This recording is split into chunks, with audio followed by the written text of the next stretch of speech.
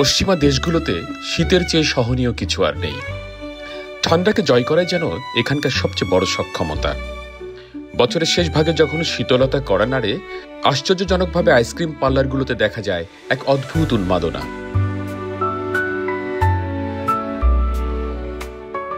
Ice cream পার্লারের বাইরে ভিড় ঠাসা মানুষ, কারো হাতে ভ্যানিলা, কারো হাতে চকলেট বা মচমচে ওয়াফল কোন, যেন ঠান্ডার সঙ্গে ঠান্ডাকে প্রতিযোগিতায় নামানো এক মিষ্টি তৃপ্তির প্রতিদ্বন্দ্বিতা।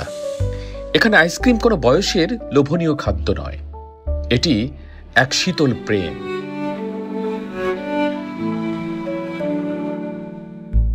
যে প্রেম কোনো বয়স মানে না। একটি শিশু হয়তো চামচে করে তার আনন্দ খুঁজে নেয়, একজন বৃদ্ধ খুঁজে পান জীবনের শেষ ভাগের নরম মিষ্টতা। আইসক্রিম যেন সময়ের সীমানা ভেঙে ফেলে, যেখানে বয়স, অবস্থান, ভাবনা সব এক হয়ে যায় মিষ্টি শীতলতায়। I like ice cream. Oh, okay. You say something about ice cream. This is fabulous.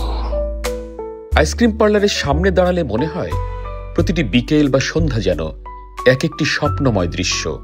স্নিগ্ধ আলো, জানালার কাঁচে জমে থাকা কুয়াশা, ভেতরে কিশোর কিশোরীদের হাসি, সবকিছু মিলিয়ে এক ধরনের হালকা জাদু।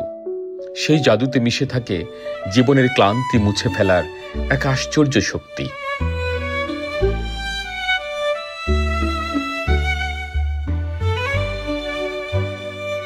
যে বয়সে জীবনের সব আশা নিভে আসে, চোখে মুখে জমে ওঠে ক্লান্তির অন্ধকার, সেই বয়সেও এক চামচ আইসক্রিম মুখে দিয়ে জীবনের শেষ প্রান্তে দাঁড়িয়ে তৃপ্তির গভীরতায় জীবনের দিকে তাকানোর সুযোগ পাওয়া যায়।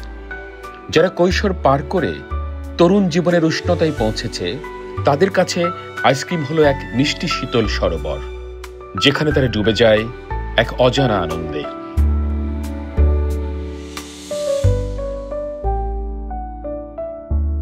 আইসক্রিমের এই ঠান্ডা স্বাদ যেন জীবনেরই প্রতীক, গলে যায় কিন্তু মিষ্টতা রেখে যায়। পাতা ঝরার এই ঋতুতে তা আরো গভীর হয়ে ওঠে। হয়তো এজন্যই কবি পাবলো নেরুদা লিখেছিলেন, আমি তোমার সঙ্গে সেই কাজটি করতে চাই যা বসন্ত করে চেরি ফুলের সঙ্গে।